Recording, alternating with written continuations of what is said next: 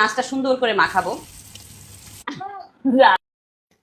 বিসমিল্লাহিররহমানিররহিম। আসসালামু আলাইকুম everyone, good morning, welcome to our new blog. So Chandpur থেকে এই যে ককশিট বলে এটাকে, তো এটাতে করে আমরা সব মাছ নিয়ে আসছি। এখন আমরা মাছ ওপেন করব, দেখাবো আপনাদেরকে। তো আপনারা তো দেখছেনই কালকে ব্লগে কি কি মাছ কিনছি। ওই মাছগুলো সব কাইটা হলো নিয়ে আসছি। এটার মধ্যে সব ইলিশ মাছ, এই যে সব ইলিশ মাছ, ইলিশ মাছ। না, এটা ধরা যাবে না, একদম ফ্রেশ চাঁদপুরের ইলিশ, ছোট ইলিশ। এই ছোট ইলিশগুলো আমি আনি হলো একটু ইয়ে দিয়ে, শাক দিয়ে, তারপর হলো দেখা যায় একটু লাউ দিয়ে, এগুলো দিয়ে খাওয়ার জন্য। হ্যাঁ, এটা মাছ। আবার দেখা যায় আস্তা মাছটাও ভাজি করে খাওয়া যায়, একটু ভালো লাগে। যারা দেখেছি ইলিশ ইলিশ যারা ভয় পাইছে। তো ইলিশ মাছ ছোটগুলো আগে উঠাচ্ছি, বড়গুলো সব নিচে। তো আমাদের হলো একটা একটা করে ইলিশ মাছ আমরা এখন পলিতে ঢুকে প্যাকিং করে রেখে দিচ্ছি। এই দেখো আমাদের চাঁদপুরের বড় ইলিশ, দেখেছ? রাখতেছি, এই যে দেখছো যারা, এটা ইলিশ মাছ। এটা পানি না, এটা বাবা, এটা বরফ। এটা পানি, বরফ পানি হয়ে গেছে। হ্যাঁ, পানি বমি করে। সায়ানের কিউট কিউট কথা। এখানে হলো সব পাঁচমিশালি মাছ। এই বরফটা সাইড করলাম, করার পরে এখন একটা একটা করে মাছ। তো আমরা এখন পাঁচমিশালি মাছগুলো বের করছি। এটা হলো তাপসী মাছ, যেটা আমরা একদম কেটে এনেছি।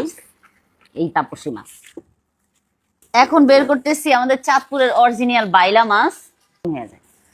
এই যে দেখেন, আমরা একদম ফ্রেশ বাইলা মাছ আনছি, একদম কেটে সুন্দর করে। এটা হলো একদম পাঁচমিশালি মাছ। বাইলা মাছ থেকে শুরু করে, চিংড়ি মাছ থেকে শুরু করে সব মাছ আছে। তো অনেক মাছ আনছি, এখন এগুলো সব প্যাকেটিং করে ফ্রিজে ঢুকাবো। আর ইলিশ মাছ রান্না করবো আজকে। কি করছো দুইজন? দুষ্ট হচ্ছে, দুষ্ট।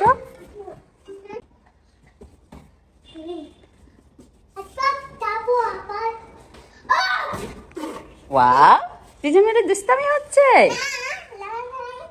তাই? এখানে হলো সব রেডি, এখন আমি হলো রান্না বসাবো। মুরগির মাংসের মশলাটা কষানো হয়ে গেছে, এখন মুরগির মাংসটা দিয়ে দিব। আর এই সাইডে বসিয়ে দিলাম বাঁধাকপি। আমি এখানে রান্না বসাচ্ছি, আর হলো ইলিশ মাছটা যে এখন কাটবো।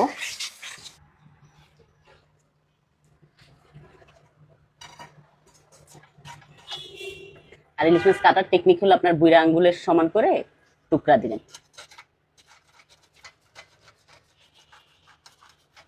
এই এরকম করে।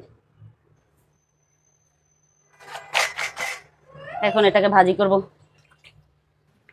আমি মাছটা সুন্দর করে মাখাবো, সরিষার তেল দিছি, সব দিছি, মশলাপাতি দিয়ে এখন মাছটাকে মাখাবো। হাত লাগাবো না, মাছ মাখাইতে কখনো হাত লাগাবেন না, মাছের টেস্ট নষ্ট হয়ে যাবে। আমি শুধু মায়ের থেকেই শিখি নাই, আমি আমার শাশুড়ির থেকেই শিখছি। এই যে এভাবে মাছ যেন হাত না দিয়ে মাছ মাখানো যায়, এটা আমি আমার শাশুড়ির থেকে শিখছি। এখন হলো ইলিশ মাছটা আমরা ভাজবো। এখানে হলো আমি লেজ ভর্তা করবো, সেই জন্য মরিচটাকে কষলিয়ে নিচ্ছি, সাথে একটু ধইনা পাতাও দিয়ে দিই। দিয়ে হলো লেজের ভিতরে দিব। এই ভর্তাটা যে কি মজা হয় করতে পারলে।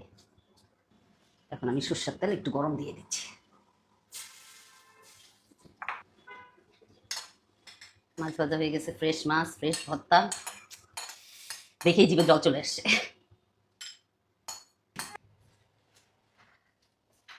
ও, অনেক গরম। এই সায়ান, যারা এখানে আছে ভর্তা, যারা তো ভর্তা খেতে পারবা না, তোমাকে একটু ইয়ে দিই আমার, মুরগির ঝোল দেই। মুরগি মাংস দিবে একটু, ঠিক আছে, নিয়ে আসো না যারা। আচ্ছা, লাগবে না, হয়ে গেছে। এটা হলো জানো কি, এটা হলো গ্যান্ডারি, আমাদের গ্রামের ভাষায় বলে এটাকে আখ। তুমি খাবা? এটা তোমার বড় বড় আব্বা বলে, বড় আব্বার বাসা থেকে আনছি, মানে আমার নানাদের বাসা থেকে। এই যে এটাই ভাবে খেতে হয়। চলো 1 2 3 একসাথে একসাথে, চিয়ার্স চিয়ার্স। ইয়েস, এই যে বাবা খেতে।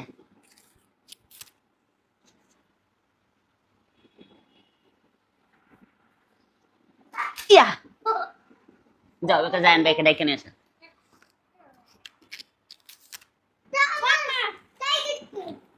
বসো, এনে বসো, যারা এখানে বসো। তুমি যা করতে পারবা না, মামা করে দিচ্ছি। দেখো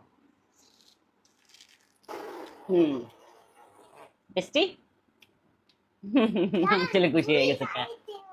যারা খাইতেছে, যারা কমনকে পুরো খেয়ে ফেলছে, পুরো মুখে বাচ্চারা আর কিছু করতে পারতেছে না। যারা মুখ দিয়ে ইয়ার আখের রস বেয়ে বেয়ে পড়তেছে, পুরো জামা বলে যাচ্ছে যারা।